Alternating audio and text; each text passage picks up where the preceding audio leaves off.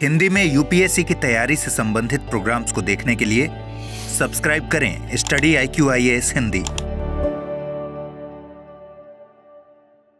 भारत में अक्सर एक खबर आपने बहुत सुनी होगी, ईडी। ईडी का जब भी नाम आता है उसको सरकार के तोते या पैरोट के नाम से हमेशा संबोधित कहा जाता है। कहते हैं कि ये सरकार के कहने पर काम करता है। बहुत सारे हमारे इंस्टीट्यूशन हैं जिन पर आरोप लगते रहते हैं कि सरकार के कहने पर ही चलते हैं। सरकार कानूनों का क्रियान्वयन करती है तो उसके कहने पर चलना तो पड़ता ही है, उनकी प्रशासनिक मजबूरी है। लेकिन ईडी पे कुछ और आरोप लगाए जाते हैं कि ये सिर्फ और सिर्फ विपक्ष को देखती है।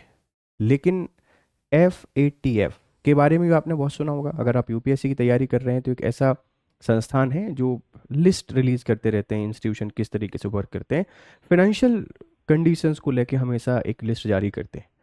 अभी इस FATF के द्वारा ईडी को प्रेज किया गया है कि ईडी जिस तरीके से मनी लॉन्ड्रिंग के लिए काम कर रही है, ये एक ग्लोबल मॉड्यूल बन चुका है। एक वैश्विक स्टैंडर्ड सेट कर दिए हैं ईडी ने और पूरी दुनिया को ईडी से सीखना चाहिए। अब यहाँ फिर एक सवाल खड़ा होता है कि अक्सर जब कोई फॉरेन इंस्टीट्यूशन इंडिया की किसी रैंकिंग को स्लो डाउन करता है तो अपोजिशन कहने लगती है कि ये तो हालत ख़राब कर दी सरकार ने। और दूसरी तरफ अगर FATF ने प्रेज किया है ईडी को तो फिर इसको किस तरीके से देखा जाएगा? आपको क्या लगता है?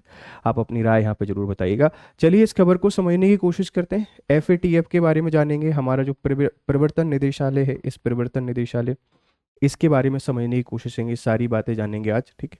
खबर क्या है, आप इस खबर को देख लीजिए। FATF की रिपोर्ट है, मनी लॉन्ड्रिंग मामलों में ईडी की कार्रवाई की तारीफ की है। इन्होंने कहा है कि भारतीय जांच एजेंसी के काम को वैश्विक मॉडल बताया। 17,520 करोड़ के पोंजी स्कैम का जिक्र किया। एक स्कैम है, इस स्कैम को किस तरीके से सामने लेकर आया ईडी, ये सब बातों को जिक्र किया गया और ईडी की तारीफ की गई है। कुल मिलाकर जिस ईडी की कार्यप्रणाली, कार्यशैली पर बार बार सवाल खड़े हो रहे थे, उसको FATF के द्वारा रिकॉग्निशन दे दिया गया है। अब एक बहस छिड़ जाती है कि FATF जो बोल रहा है उसको आप रिकॉग्नाइज करेंगे या नहीं करेंगे। अक्सर ईडी पर बहुत सारे आरोप लगते हैं, तो क्या ईडी जो काम कर रही है वो सच में न्यूट्रल होकर कर रही है या उसके जो काम करने का तरीका है वो हमको खराब लग सकता है? उसके द्वारा जो किया जा रहा है उसके इम्पैक्ट काफ़ी सही है। महाराष्ट्र के केस का उदाहरण भी इन्होंने दिया है कि महाराष्ट्र में ईडी ने एक ऐसा स्टैंडर्ड सेट किया कि जो पैसा गलत तरीके से लोगों से इकट्ठा किया गया तो उस पैसे को कलेक्ट किया और कलेक्ट करने के बाद वो पैसा उन्हीं लोगों में बांट दिया गया जिनका वो था। आपने देखा होगा कि बहुत सारे चिट फंड और इनके घोटाले होते रहते हैं, जनता को अक्सर मूर्ख बनाया जाता है। तो अगर ईडी ऐसा काम कर रही है कि जो घोटाले करने वाले लोग हैं उनको पकड़ा जा रहा है और उस पैसे को उन्हीं लोगों के बीच में बांटा जा रहा है जो उसके हकदार थे, तो फिर ये तारीफ के काबिल काम है। यहाँ पर तारीफ होना भी चाहिए। हम सब इस बात को जानते हैं कि जो हमारे इंस्टीट्यूशन होते हैं, जो हमारी जांच एजेंसी होती हैं, सरकार के प्रभाव में काम करती हैं और अक्सर और जो रूलिंग अनरूलिंग पार्टी के लोग रहते हैं उनके पीछे कुछ ना कुछ कार्रवाई चलती रहती है।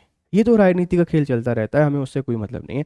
अपन यहाँ पर बात करते हैं FATF ने क्या कहा है, इसके मायने समझने की कोशिश करेंगे और किस तरीके से ग्लोबल रिकग्निशन मिला है ईडी को, उसके इम्पैक्ट को समझने की कोशिश करेंगे। स्वागत है आप लोगों का। मेरा नाम है गौरव शर्मा। हम आपसे जनरल हिस्ट्रीज के ढेर सारे टॉपिक डिस्कस करते हैं। GS थर्ड इकोनॉमी वाले टॉपिक में आप इसको ऐड कर सकते हैं बहुत बढ़िया तरीके से। ये अपना टेलीग्राम चैनल है, इस टेलीग्राम चैनल पर आपको PDF एंड अपडेट सारी चीज़ें मिलेंगी, तो join this Telegram channel to get more updates, right. पृष्ठभूमि क्या है? Financial action task force, FATF, ये इसका फुल फॉर्म है, ध्यान रखना। एक अंतरराष्ट्रीय निगरानी संस्था है जो मनी लॉन्ड्रिंग, आतंकवादी फंडिंग और वित्तीय अपराधों पर नजर रखती है। ये 3 शब्द यहाँ पर यूज किए गए हैं, तीनों इंपॉर्टेंट है। मनी लॉन्ड्रिंग मतलब आप घपलेबाजी कर रहे हैं पैसे में, इंटरनेशनल मार्केट में मनी लॉन्ड्रिंग है। दूसरा है टेरर फंडिंग, आप आतंकवादियों को पैसा दे रहे हैं आतंकवादी गतिविधियों को बढ़ावा देने के लिए, और इसी के साथ में वित्तीय अपराधों पर, कोई भी फाइनेंशियल क्राइम होते हैं इन पर नजर रखती है और फिर देशों और एजेंसियों की रेटिंग देती है। इसी ने ईडी को प्रेस किया है। अक्सर आपने सुना होगा कि पाकिस्तान को ग्रे लिस्ट में शामिल कर दिया गया है FATF के द्वारा। क्योंकि पाकिस्तान आतंकवादियों को फंडिंग करता है। ग्रे लिस्ट में शामिल करने का मतलब क्या है? एक संदेह वाली अर्थव्यवस्था है, इसके साथ ट्रेड करना ठीक नहीं है क्योंकि ये आतंकवादियों को सपोर्ट करते हैं। तो उसने ईडी को प्रेस किया है। यह संस्था सदस्य देशों के कानूनी ढांचे और प्रवर्तन एजेंसियों की दक्षता का मूल्यांकन करती है। हाल ही में जारी एफएटीएफ की रिपोर्ट में भारत की प्रवर्तन निदेशालय, एनफोर्समेंट डायरेक्टरेट और वित्तीय अपराध नियंत्रण प्रणाली को एक वैश्विक मॉडल, एक ग्लोबल मॉड्यूल बताया गया है। ये प्रेज है, ये ग्लोबल रिकॉग्निशन है ईडी और उनके काम करने के तरीकों को। बातें बहुत सारी की गई हैं, लेकिन इसके पॉजिटिव इम्पैक्ट पड़ेंगे कि भारत जिस तरीके से मनी लॉन्ड्रिंग को लेकर एक्टिव है, कानून बना रहा है, छोटे छोटे देशों का ट्रस्ट इससे गेन होगा।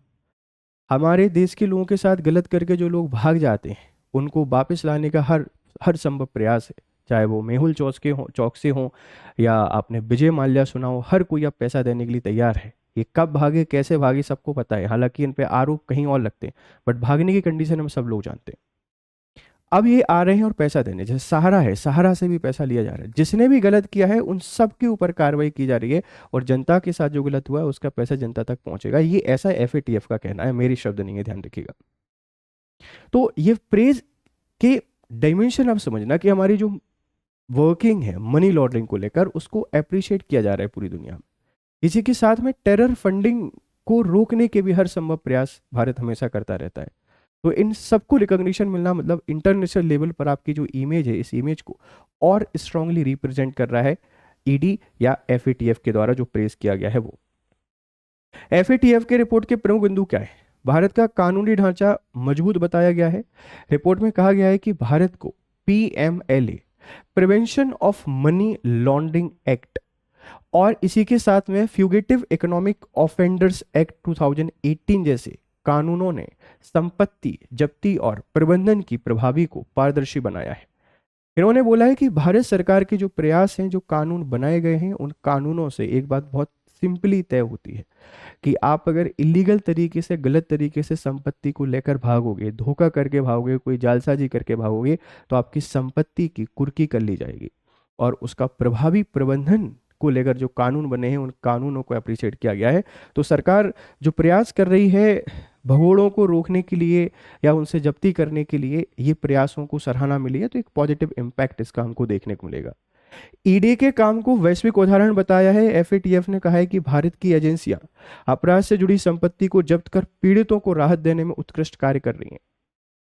अपराधी लोगों से संपत्ति जब्त करके जिनके साथ गलत हुआ है उनको राहत प्रोवाइड कर रही हैं। तो ये थोड़ी ईडी की जो इमेज है उसको और बेहतर बनाने में काम करेगा। महाराष्ट्र के एक केस का उदाहरण दिया है। अवैध कमाई से खरीदी गई संपत्तियां जब्त कर पीड़ितों को लौटाई गई।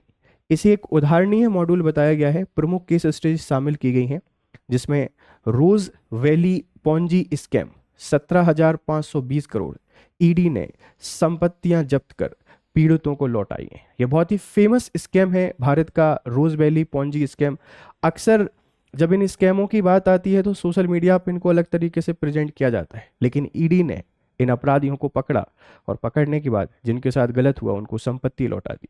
भारत अमेरिका संयुक्त कार्रवाई 268 बिटकॉइन, लगभग 130 करोड़ और 10 लाख डॉलर जब्त किए। आंध्र प्रदेश सीआईडी केस लगभग 6,000 करोड़ की संपत्ति बहाल। पीएमएलए के तहत 17.77 अरब की अचल संपत्ति जब्त। ऐसे ढेर सारे उदाहरणों की चर्चा की गई है कि ईडी के द्वारा जो काम किया गया है वो सराहनीय है, तारीफ के काबिल है। हमें इस बात को समझनी चाहिए। तो ईडी पर जो आरोप लगते हैं हम उनको समझ सकते हैं, लेकिन जो काम किए जा रहे हैं उनको भी हमको अप्रिशिएट करना चाहिए, क्योंकि भारत में पिछले कुछ समय से हम लोग देख रहे हैं कि ऐसी बहुत सारी घटनाएं हमको देखने को नहीं मिलती जो अक्सर देखने को मिल जाती थी। इसके पीछे कहीं ना कहीं जो कारण है वो फाइनेंशियल नेटवर्क को ध्वस्त करना है। फाइनेंशियल नेटवर्क को ध्वस्त करने से क्या होता है? रीढ़ की हड्डी टूट जाती है एंटी नेशनल एक्टिविटीज की एक देश के अंतर्गत, जिसमें आप हवाला और ये बहुत सारे पैसे आते थे। इसके थ्रू भारत में बहुत सारी आतंकवादी गतिविधियों को बढ़ावा दिया जाता था, लेकिन अब घटनाएं देखने को नहीं मिलती हैं।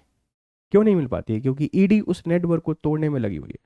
आरोप हम लगा सकते हैं कि ठीक है विपक्ष को टारगेट किया जाता है, लेकिन सिर्फ विपक्ष नहीं है, और भी ढेर सारे लोग हैं। ऐसे बहुत सारे लोग जो जनता का पैसा खा के देश छोड़कर भाग गए हैं, उनको भी वापस लाया जा रहा है। तो यहाँ पर अप्रिशिएट करना चाहिए ईडी को। ठीक, सुप्रीम कोर्ट क्या कहता है? एफएटीएफ ने जहां ईडी की सराहना की है वहीं भारत का सुप्रीम कोर्ट पीएमएलए की कुछ धाराओं पर पुनर्विचार कर रहा है। मुख्य आपत्तियां क्या है? संपत्ति जब्ती की प्रक्रिया की जिस तरीके से संपत्ति जब्त की जाती है, इस प्रक्रिया को हमको और पारदर्शी बनाना पड़ेगा। ECIR, enforcement case information report की पारदर्शिता, की रिपोर्ट कैसे होती, इसकी ट्रांसपेरेंसी हमको चाहिए। जमानत की कठोर शर्तें, जो शर्तें हैं जमानत की, उन कठोर शर्तों पर भी विचार कर रहा है। तो एफएटीएफ जहाँ अप्रिशिएट कर रहा है, वहीं सुप्रीम कोर्ट अभी पुनर्विचार कर रहा है। इस कानून को और किस तरीके से रिवाइव किया जाएगा सुप्रीम कोर्ट के द्वारा, वो देखने को मिलेगा हमको। ठीक है, ये एक बहुत ही शानदार खबर आपके लिए हो सकती है। कोर्ट की टिप्पणी क्या है कि मनी लॉन्ड्रिंग एक गंभीर वैश्विक अपराध है। ईडी के अफसर पुलिस नहीं माने जाते हैं। ईसीआर की कॉपी देना जरूरी नहीं है, बस गिरफ्तारी के वक्त कारण बताना पर्याप्त है। कि पुलिस को जो रिपोर्ट देना पड़ता है वो इनके लिए देना जरूरी नहीं है, इस बात को ध्यान रखिएगा। ईडी के बारे में बात करते हैं। इसकी स्थापना 1956 में हुई थी। एनफोर्समेंट डायरेक्टरेट, हेडक्वार्टर नई दिल्ली में है, नियंत्रण है वित्त मंत्रालय के अधीन, डिपार्टमेंट ऑफ रेवेन्यू के अंडर में काम करता है, ध्यान रखिएगा। अगर हम इसकी जर्नी की बात करें तो एनफोर्समेंट यूनिट के रूप में इसका गठन किया गया था फॉरेन एक्सचेंज रेगुलेशन एक्ट फेरा 1947 को लागू करने के लिए। एक एनफोर्समेंट यूनिट के तौर पे स्टेब्लिश हुई थी, जो हमारा फेरा एक्ट था 1947 का, उसको इंप्लीमेंट करने के लिए 1956 में। 1957 में इसका नाम बदल दिया गया और इसको एनफोर्समेंट डायरेक्टरेट कर दिया, ईडी कर दिया गया। 1999 में जो फेरा है, इस फेरा की जगह foreign exchange management act FEMA 1999 लागू किया गया। 2002 में एक और कानून बना जिसको prevention of money laundering act PMLA कहते हैं, और 2005 में पीएमएलए लागू ईडी को इसका परिवर्तन सौंपा गया। तो किन कानूनों के अंतर्गत ईडी को ताकत दी गई है, शक्ति दी गई, वो कानून यहाँ पे लिखे हुए हैं। किस पर्पस से इसको बनाया गया था और ये क्या काम कर रही है, वो सारी बातें यहाँ पे लिखी। हालांकि ये हमेशा चलता रहता है कि जब सत्ता पक्ष होती है तो सत्ता पक्ष पर कुछ ना कुछ आरोप लगते हैं। जैसे यूपीए की सरकार थी तो उस समय सीबीआई पर बहुत सारे आरोप लगते थे। अभी एनडीए की सरकार है तो ईडी पे आरोप लगते हैं। जब राजनीतिक बदलाव आते हैं तो किसी ना किसी संवैधानिक संस्था के जो वैल्यूज हैं उन वैल्यूज पे सवाल खड़े किए जाते हैं।